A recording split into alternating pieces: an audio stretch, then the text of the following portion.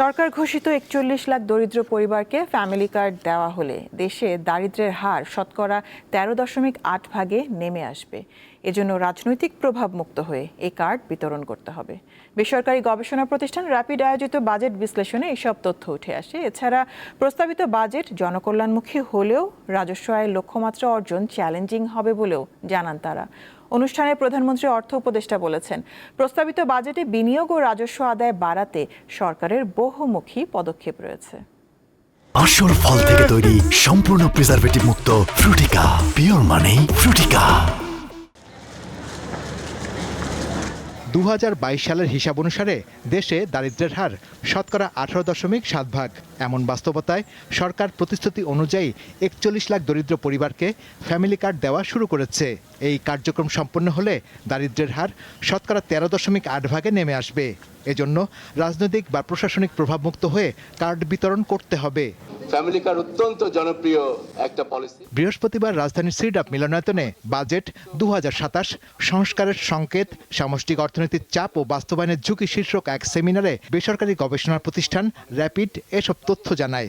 Budget হচ্ছে ডাইরেকশনের দিক থেকে অত্যন্ত আমাদেরকে আশান্বিত করেছে, কিন্তু তারপরে বলবো যে অনেকগুলো ডিফিকাল্টিস কিন্তু আছে এবং ম্যাক্রো ইকোনমিক স্ট্যাবিলিটি এবং ইনস্টিটিউশনাল যে আমাদের কাঠামো আছে সেটা ভিত্তিতে এই বাজেটটা ইমপ্লিমেন্ট করাটা একটা চ্যালেঞ্জ হিসেবে থেকেই যাচ্ছে। বাজেট বিশ্লেষণে আলোচকরা জানান, ভঙ্গুর অর্থনীতি পুনরুদ্ধারে নতুন অর্থ বছরের budget স্বস্তিদায়ক।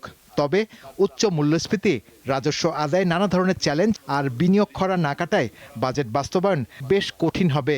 Human touch, human intervention ব্যতীত রিস্ক বেসড অডিট হয়, এটা একটা খুবই সময় উপযোগী এবং বিশেষ করে বিদেশি বিনিয়োগকারীরা এটা খুব বেশি কমপ্লেন করেন। এটা ভালো হবে যে সামাজিক নিরাপত্তার যেই ক্ষেত্রগুলো রয়েছে সেই ক্ষেত্রগুলো বিগত সময়ে আমরা বারবারই দেখেছি এটা একেবারে রাজনৈতিকভাবে ব্যবহার করা হয়েছে। কাগজে কলমে রূপ থাকলেও বাস্তবে আসলে সেটা কারা পাবেন সেটার দিক নির্দেশনাটা আমরা জানতে চাই। অনুষ্ঠানে বিনিয়োগ নিশ্চিত করতে নীতির ধারাবাহিকতা, দুর্নীতি রোধ, জ্বালানি নিরাপত্তা নিশ্চিতকরণ, মূল্যস্ফীতি নিয়ন্ত্রণ আর যোগাযোগ ব্যবস্থার উন্নয়নকে গুরুত্ব দেওয়ার কথা জানান প্রধানমন্ত্রীর অর্থ উপদেষ্টা।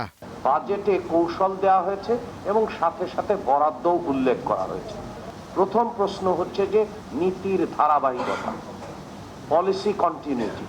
এবং আপনারা যদি খেয়াল করেন এবারের বাজেটেই কিন্তু ট্যাক্স স্ট্রাকচারের ক্ষেত্রে কর কাঠামো কতদিন নির্দিষ্ট করা হয়েছে এবং বাংলাদেশের ইতিহাসে প্রথম বাজেট যেখানে এই বিষয়টা পরিষ্কার করে দেওয়া হয়েছে। এছাড়া বাজেট ঘাটতি মেটাতে কর ব্যবস্থার সংস্কার এবং রপ্তানি বহুমুখীকরণে সব খাতকে সমান সুবিধা দেওয়ার দাবি জানান আলোচকরা। শাহরিয়ার ইমন, দীপ্ত সংবাদ, ঢাকা।